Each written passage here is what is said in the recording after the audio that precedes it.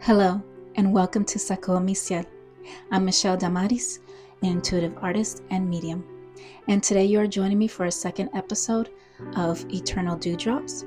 Last week, we talked about 5 different stories from people who received signs from their loved ones. And today we're going to continue with 5 more. These stories are from a news article that was published in 2018 by BuzzFeed, where they interviewed 28 people about what signs they received from their loved ones. So as I said, today we'll do 5, and then we'll come back next week and do 5 more, and I'll probably share some of my stories as well as we talk and discuss these stories.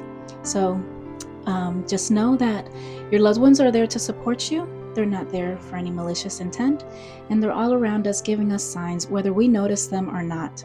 So be encouraged that they are still always with us. So let's begin with the first story. It is called Closest to Heaven. I have a brother who passed away before I was born. After I graduated high school, I went on a trip to Europe. My friends and I climbed Mount Pilatus in Switzerland and decided to take pictures at the top.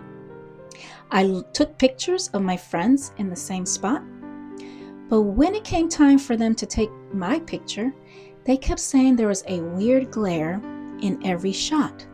There was. Nothing seemed to make it go away. When I finally arrived home and showed my mom the pictures, she said she was convinced the light glare was my brother connecting with me when I was the closest to heaven I've ever been. And that is absolutely great, because our loved ones, as I said in our last episode, do try to find ways to communicate with us. And, even if it's through a glare in a picture, and so specific because none of it happened to his friends, but it happened with him. And that's absolutely wonderful that his brother would come through, even though he wasn't there when he was born. And it's also a nice little confirmation for their mom to see that he's still around and around his baby brother and watching over him. So that's absolutely beautiful. Awesome. Now, our next story is called The Brightest Star. My uncle was like a father to me. Passed away the day after my birthday. His son insisted on keeping him on life support. But then his organs failed and he died. When we left the hospital, I looked out of the car window and noticed there was only one star in the sky. It was really bright and in the direction of the hospital. For some reason, it just made me feel it was him. And that is valid, completely valid. And yes, our loved ones can use anything in their power to give us a sign. That includes stars, that include clouds, whatever it is that gives them a creative outlet to reach us. So that is absolutely beautiful that his uncle did that for him. Now, a thing about death surrounding events. I know it's very hard to have someone pass away when it's a birthday, maybe a holiday, or any kind of special event, right? So I just like to encourage you that if this is something you have gone through, as hard as it may seem, just embrace it.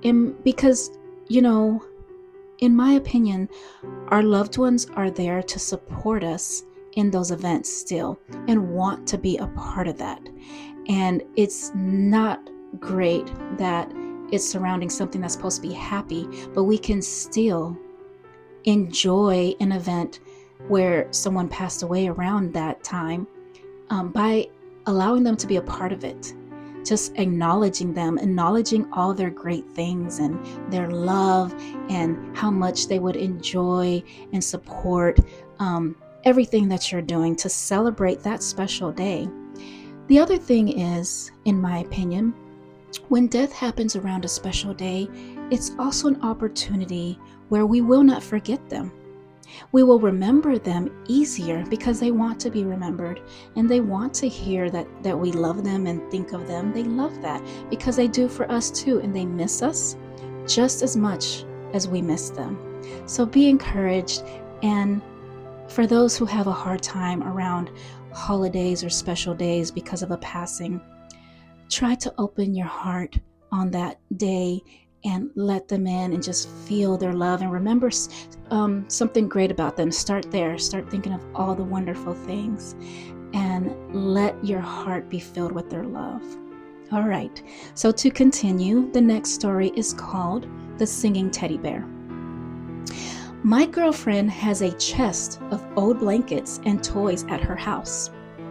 One of the toys being a singing teddy bear that her grandmother gave her.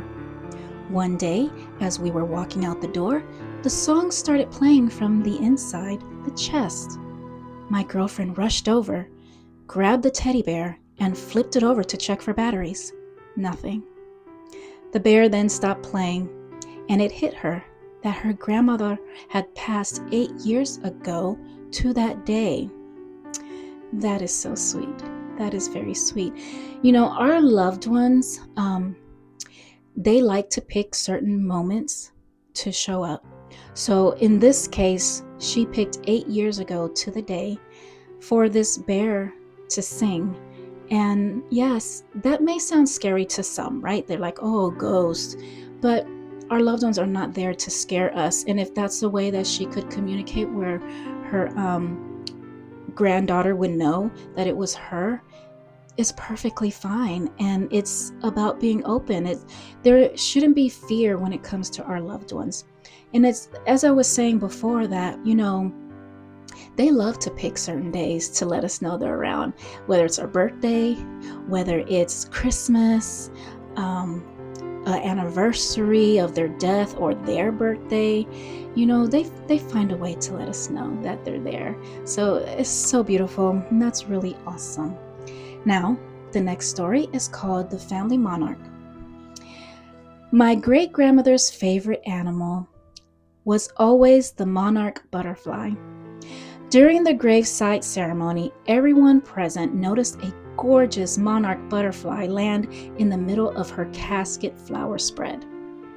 We all knew it was her last way of making us smile and to reassure us that we would be okay without her. For weeks afterward, we would call each other every time we saw the same type of butterfly. We all saw her butterflies and felt her presence. They would land in such strange places too, like directly on our hands or in our hair, and even follow us into cars. Each butterfly experience was honestly magical, and I still think about her every time I see one. That is wonderful. Yes, I have experienced something like that before too. I actually have this butterfly that comes around my house, that it's more like a messenger. It lets me know when a passing is about to happen, and not in a scary, creepy way. No, it's very passive and graceful about it.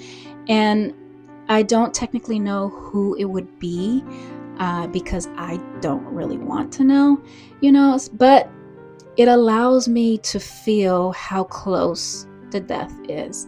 If it's a close family member or if it's someone more distant, and it's the energy that it vibrates off the butterfly transmitted to me, and the way it flutters around, how close it flutters towards me, if it's landing on me, if it's more further away, if it's just fluttering out my window directly. So it just really all depends on what it's doing and the energy that it gives me when it comes to me. So yes, butterflies are a magnificent being, and that sends us messages, and our loved ones love to use them just to say hello. So beautiful story, beautiful experience with butterflies. And for our last story, it's called The Pitcher. 2 years ago, my immediate family and I were visiting my grandparents to go through some things my great-grandmother left for my mom after she passed. While my mom was sorting through the stuff, she found a pitcher that she remembered pouring orange juice or tea from when she would visit my great-grandmother. Still, she didn't really have the space for it, And so she made the decision to put it in the giveaway pile. But somehow it just kept getting moved into the keep boxes. My mom didn't do it, my brothers didn't, and neither did my grandpa or my cousin. Finally, my mom said, "Okay, Nano, you seem to really want me to keep this. I'll keep it." After she said that, it didn't move again. That is awesome. And again, I know things being moved can sound scary and, oh, it's a ghost, and our loved ones are not here to scare us. They do like to have fun, but moving things, doesn't have to be a bad thing. Sometimes they do just want to keep something of them. And, my experience with things moving has been in a graceful way. I usually know when a particular loved one is moving something for me, and they do it very slowly. It's not rapid, it's not jumpy, it's not scary. It's very slow and graceful. And I've even seen it with my own eyes, and it's beautiful to know that they're trying. They're right there trying to move something to get your attention, to let you know, hey, I'm here. Whatever it is you're going through. I think that at that time I may have been frustrated or stressed, and it was kind of a way to just get me to stop and be present and just take a breather. What my loved ones and guides love to do for me as well, I'll share this really quickly. When I lose something, they help me find it. And it's so great because, sometimes when we lose stuff, we're like, oh, forget about it. We'll just find it eventually. But when I lose something and I really need it, I just ask for help. And the way they do that, and it's so beautiful, once I've exhausted where to look, or even while I'm looking, I'll hear a noise. And it could be something that either fell, or it could just be a random sound, maybe like a little scuffle or something, but you hear it. And when I go over there where the sound is, there's the thing I'm looking for. And it's so awesome. And it's so enriching that, working with our loved ones or our guides or spirit on the other side, it's just so great to know that, you have people there that still want to help you. And it's like a relationship. Everyone has a relationship with a divine being, those who call God. And, if that's all you believe in, that's perfectly fine. And if you give credit to everything great in your life to that being, that's what you believe, and that is perfectly okay. So, but yeah, our loved ones moving things, not a scary thing. And to be honest, there's nothing that can hurt our soul like that. And we don't call in evil. We don't entertain that. They can't do anything to us. We are perfectly whole. So, with that, I want to say thank you for joining me for these stories. And next week, we will continue 5 more. If you have a story that you would like me to share here, just send it to my email that is included. And this will be posted on Spotify and my YouTube channel, and also on Apple Podcasts. So join me wherever you like, wherever you're on, and I'll see you next time. Thank you again.